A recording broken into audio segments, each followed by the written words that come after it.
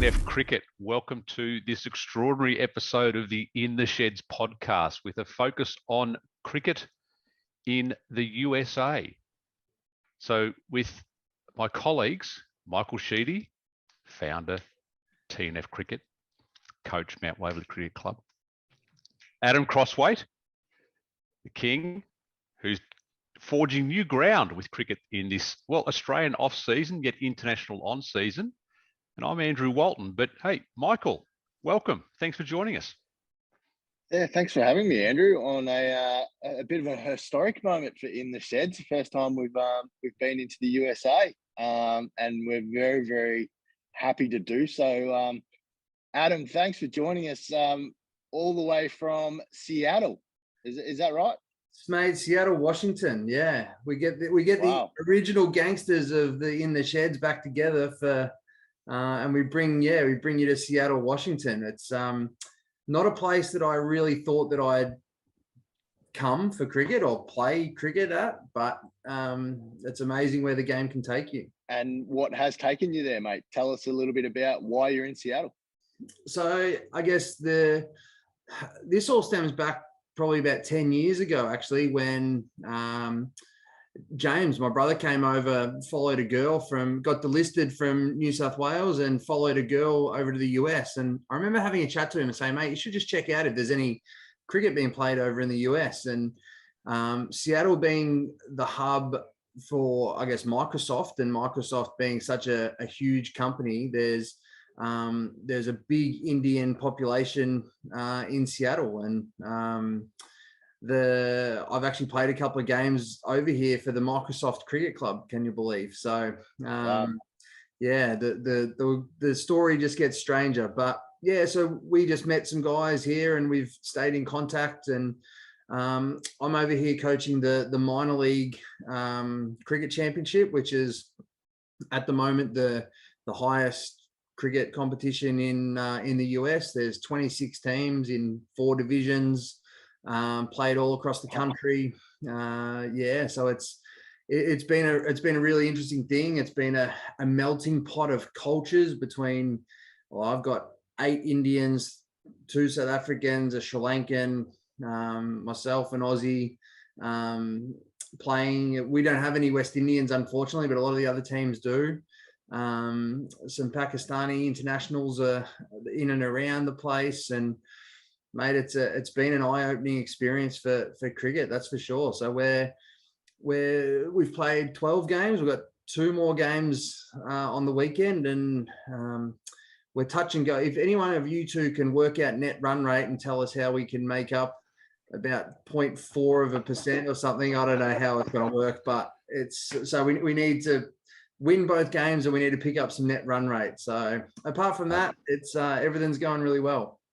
Well, Satya Nadella, the CEO of Microsoft, originally from Hyderabad, and when Satya took over as a CEO a number of years ago, he did make actually a number of public statements about the importance of sport within the culture of business, and he was drawing upon his own preference for cricket. And this is incredible to see that years later on, Adam, you're actually playing cricket for a corporation, and it is becoming part of what they do and how they are and how they look after their people and keep them as part of the company. But mate, it's crazy. I'll just jump in there, Waldo, in regards to Satya and Microsoft. And Satya is actually himself one of the biggest investors into what's going to be Major League Cricket and US cricket really going forward. That they've already secured about 150 million US for infrastructure, which is one of the biggest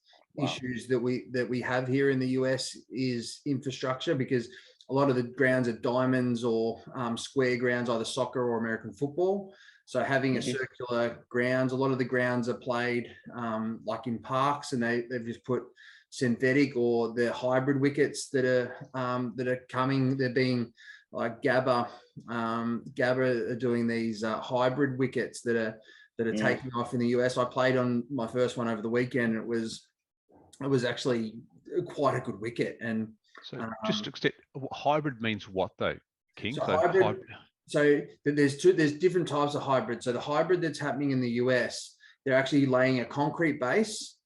Then they're laying synthetic grass, but they're putting turf onto it. So the synthetic grass is holding the turf together. And that's one type of hybrid wicket. Now, what we've got back in Australia, and I know they're using them in the UK as well, is they're actually on full turf wickets. Instead of seeding grass in, they actually put the synthetic grass to hold it together. So we've got a couple at the Junction Oval in Melbourne. I know that England, the UK do a lot more than what we are, and I think it's like this is the first one I've played on with a concrete base. It played quick, but it was still had that turf style of cricket. Wow. When you say played quick, just two things there. So just explain the bounce for us, and also what sort of balls are you using, please? So they're using SG Indian SG balls. So just hold there. So Michael, the Indian SG ball, just describe what that does for our listeners, please. Well, so that's a ball that's been used in Test cricket throughout India for the last probably 8 to 15 years. With the Indian conditions, slightly narrower seam, similar to a Duke's ball. It's for hard wearing surfaces, I suppose you could probably say, King. It'd probably wear a little bit better. It's not as soft as leather. No, it's a tough bat, and luckily, Waldo, I'm looked after by the great people at TNF, and I've already broken a couple of bats because these balls are hard, and you're trying to slog them in T20 cricket, and my old trusty faithful TNFs that have lasted for 3 years didn't hang on at the end. So send me a couple of duties. And my Indian friend Masood would say the balls are durable. Yes, they're durable, but they are built for durability. And that's probably why it's probably not a bad rock for the American conditions, King. And then the bounce. Adam? Yeah. Tell us what's about that like? that. Yeah. So there's a mixture over here of turf wickets. So one of the things they don't have is they don't have a lot of curators across the country like we do. Curating is a skill that's very unique to cricket, and they don't have a lot in the US. But a lot of the wickets that they're trying to do for this minor league, so they're very low and slow type of pitches. But these hybrid wickets that we played on in San Jose over the weekend bounced and came through, and they had a couple of young quicks that got the ball up, and that was almost, it felt fast enough that it was probably a very hard gabba whacker type of quick.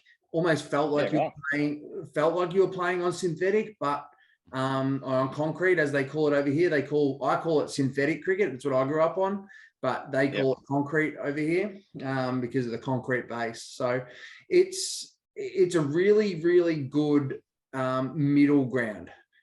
Gets them off concrete. You can lay turf on top of it. It just keeps it all together. You still get some nip and some turn. So I was really impressed, and it was, and there's a lot more of these hybrid wickets being planted into like their second and third grounds at different venues. But the idea is to still have high quality turf wickets for the major league. And for Adam, on the business side of things, so recently myself in May this year went back to KOC and listened to a lot of Indian people getting heavily involved and taking the USA market very seriously. But from you now being there, just a description, please, on the business side, the teams that are involved and who also as owners and players. Who are some of the things that we're seeing come through, please? So currently we're in the minor league season, and the plan is to next season move into a major league season. So the Major League Cricket here in the US are the governing body. They're the ones that are running the tournaments, and they have, I think it's a 50-year contract with US Cricket to run their tournaments. So these guys are running it. Major League Cricket hasn't been announced yet for next season with how many teams and what. I'm assuming that in the next couple of weeks, which is the playoffs of the minor league, is when the PR machine will take off. But the idea is to build. They've already raised money to build stadiums across the country, circular stadiums, and the drawings that I've seen are very much like New Zealand, beautiful, nice, small New Zealand grounds, or like a Junction or a North Sydney type, like not big Coliseum MCGs, but 10,000, 15,000 circular stadiums with change rooms and nets and everything that goes with it that we take for granted. Now that I've been here, we definitely take for granted how much facilities we have, how many facilities we have in Australia, that's for sure. So when that gets announced, the minor league right now is 26 teams across 4 divisions.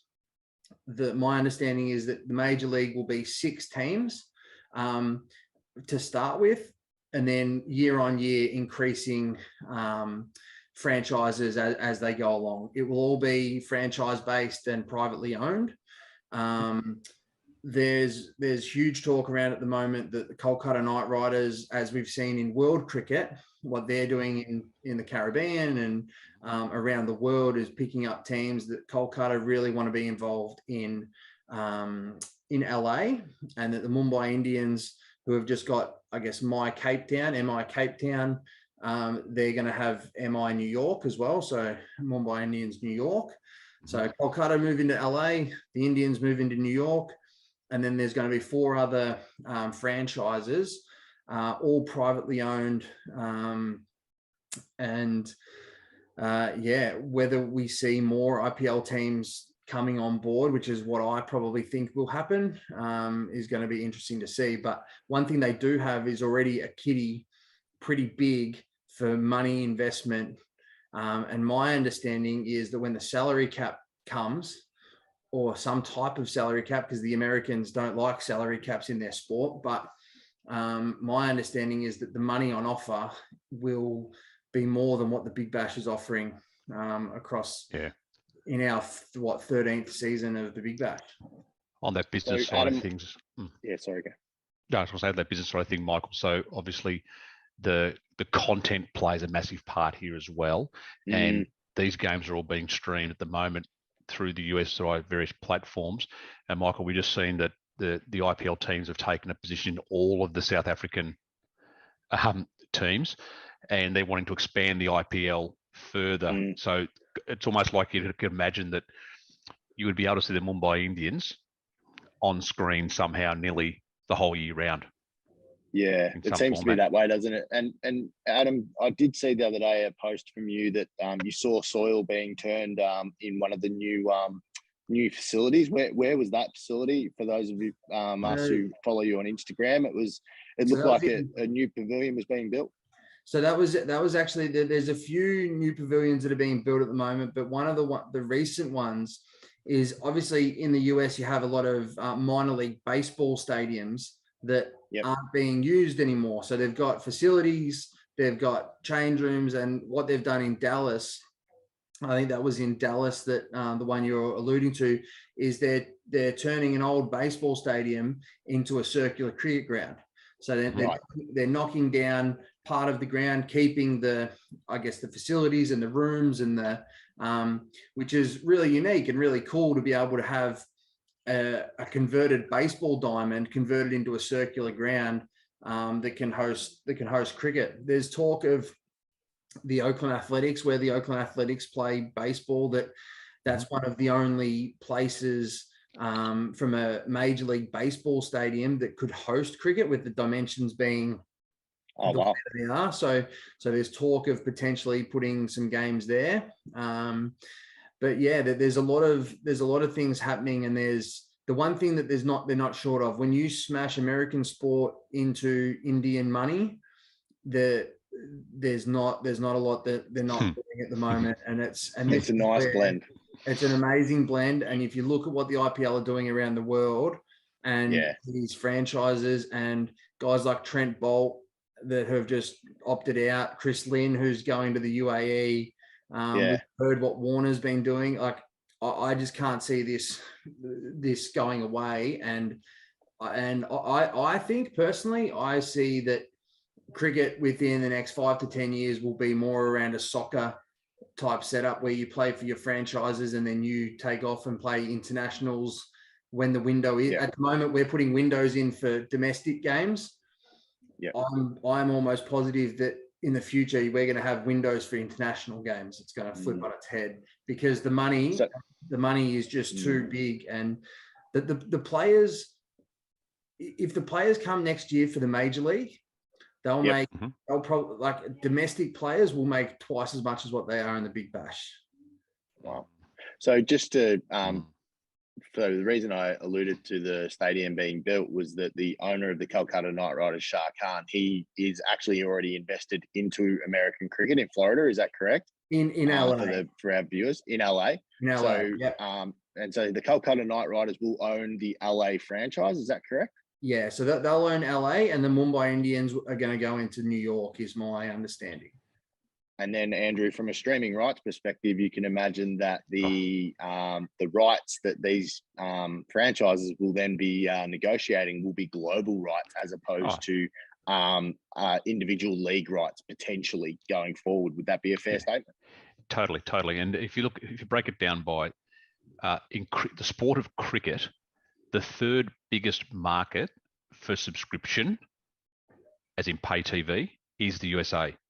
It's the third biggest market in the world for revenue for subscription. And that's based on generally people in the US watching cricket outside of the US getting access to it. This will take it to a new level. Adam, the players that you're seeing over there, I mean, Liam Plunkett was a high-profile UK player.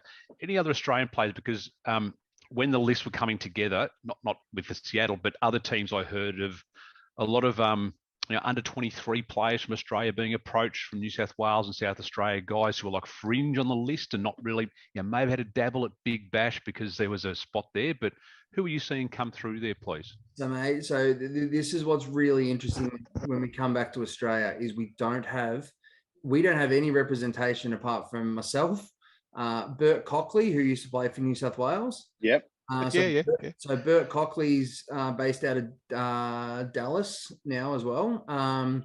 And then Justin Gill, who spent some time at the BCCI and running the IPL, he's now heading up Major League Cricket. And Josh Ascombe, who's as an Australian as well. So Josh is involved with Major League Cricket. Apart from that, players, we don't have any. There's a couple of young New Zealand kids that are running around, but we've had no Aussie young Aussies come in. There's been guys that have been approached, but no one's come over. Whereas it was really interesting because the South Africans, there's a big influx of South Africans over here. There's a big influx of West Indies, in a lot of Indian Sri Lankans, there'll be Sri Lankans. Jayasuriya, there's a kid, Jayasuriya. He is one of the best bats I've seen in a long time.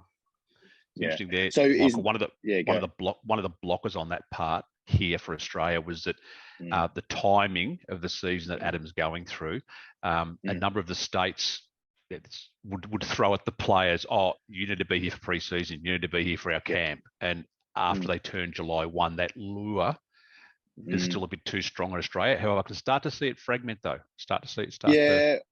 Also, I mean, I think the top end series, Andrew, has definitely gone up in leaps and bounds in regards to the development of these players, not just doing arduous pre-seasons down here in Melbourne in maybe, the middle of winter. So, and Adam will attest to this, that, you have guys in those programs at St Kilda that have gone up north and playing in Darwin, and Darwin have put so much infrastructure into that top end, segment, I suppose, of our season, and kudos to them.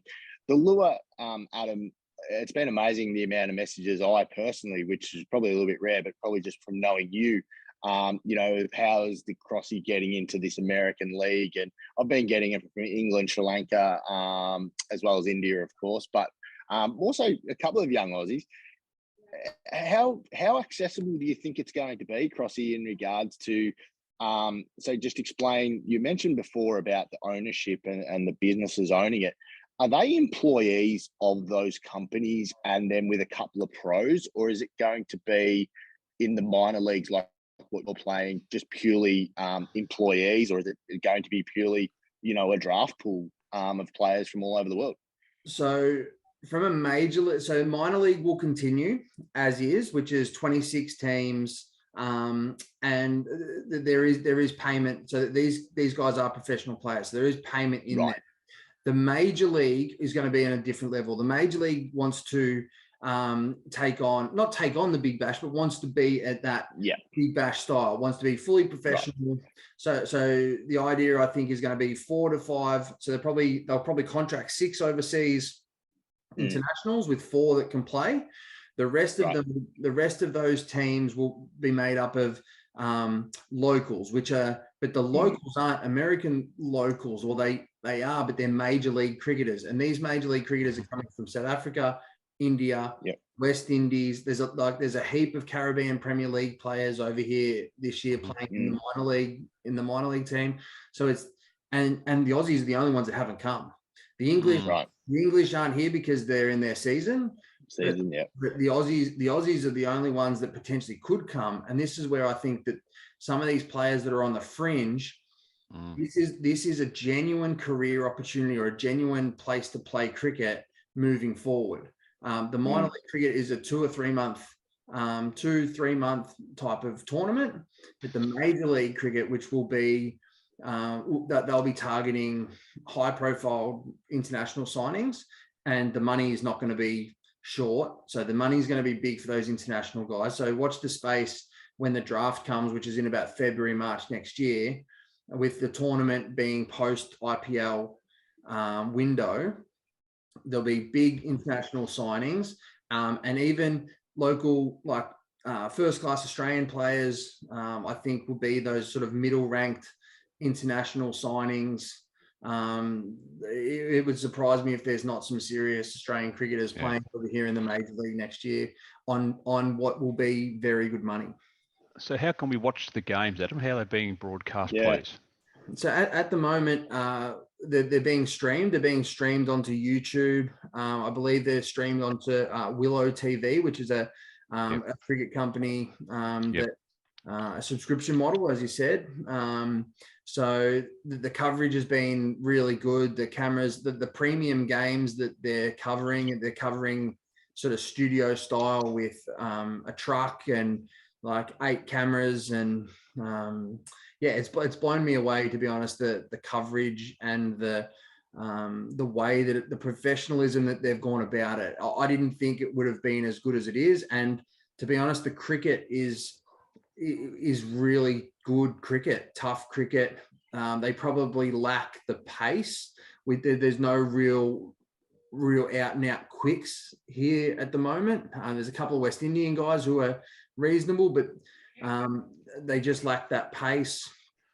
Some of the batting is pretty good, and it's interesting. So because the competition is across the country on a wet day, so instead of no result wet day, they'll take the game off turf and they'll put it onto concrete, and then they play on synthetic. So we've played in we played in 2 games. Only 2 of our 12 have been on these concrete wickets, but it was one of the most crazy things. Like, so you play, I think in that game we had 11 first-class cricketers, and 4 of them were Caribbean Premier League players playing on concrete, and some of the biggest sixes you've ever seen in your life. These West Indian, like Mark Dale, his name is, he plays in the Caribbean, and he hit some of the biggest sixes I've ever seen, because it was decent bowling against decent batting on a reasonably small ground, and with a hard cricket ball. That these balls it was impossible to bowl. The batting. So he's going about 80 metres, King, hitting? Oh, mate, these are on 80 metres over the boundary. So are there many lost balls? There was a couple. I actually hit one. One of the poor spinners. Oh, here we go. I was about to get to this. So you're getting any run? One of the poor spinners dragged down, and I hit him up, and but you don't, like in Australia, you don't go into the bushes. One of the grounds that we play on in Seattle is in the middle of a beautiful national park, and you hit it to the short boundary, the ball goes in there. In Australia, we don't go in there because of snakes. In Seattle, you don't go there because the bears are there. There's literally bears. It's crazy. So it's some of the most pristine, amazing. Yeah, you just don't want to go in there because the bears are in there. But some of the photos that I've got from being here and some of the places we played cricket in California, in the rolling hills of California, in Seattle, in the middle of the mountain ranges, in San Jose, right next to the beach. Yeah, it's been better than what I expected. I was excited for it, but it's been better than what I expected. Well, we have been showing a number of photos that you've kindly passed on to us, Adam, throughout the segment of In the Sheds, and there is some serious views there, mate. And we'll actually share the links at the end of this pod in order for people to follow you and also the Seattle Thunderbolts, so that people can tune in to hopefully some more cricket over there and start to take a greater interest into it. As we wrap up, Adam, what's been the biggest highlight, I suppose, from your perspective? You've got the family there, little Noah, you've got Flip, you've obviously moved the business, you've been able to work remotely with the brand bar, but what's been the biggest highlight that you've had so far over the last couple of months? I genuinely think just getting to know US cricket and getting to know what everything's about over here. It's from a cricket perspective. Waldo and I had a conversation the other day. From a cricket perspective, the mashup of culture, playing with the Indian cultural cricket that doesn't match up to the South African way, which doesn't match up to the Australian way, and then with the Sri Lankan, little sprinkle of the Sri Lankans in there as well. It's a very interesting dynamic, and it's been one of the toughest, but probably one of the coolest experiences in regards to cricket culture that I've ever had. Wow. The Indians don't love to start on time, and in Australia, and if anybody knows me, I am anxious about getting out on the ground at a certain time. That's been very interesting.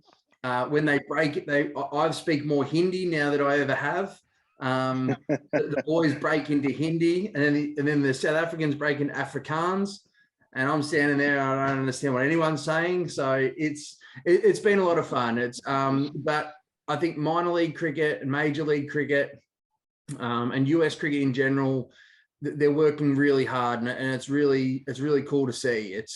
I honestly think so. The US national team has automatic World Cup qualification in 24. By that stage, the cricketers that I'm seeing running around that are here to qualify for that tournament and to qualify for the US, by the time they get their green cards and they're American citizens, they're going to have a serious cricket team. Wow.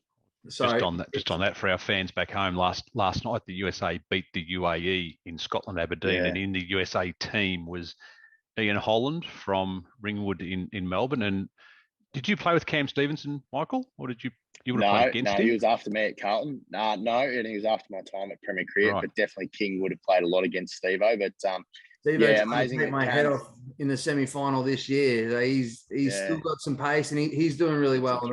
The boys are, there's definitely an Aussie flavour in that US team at the moment. Yeah, and kudos to Liam Plunkett for being the renegade, I suppose, and taking the plunge into a market that he obviously had a lot of confidence in, and and kudos to you now, Adam, for taking the plunge from the next level down and doing it all for us back home in order to, I suppose, give us a little bit of insight into what is ahead, which is super exciting. From In the Sheds, Andrew, it's for our first time into the US. We could keep going on, but we will pull it up.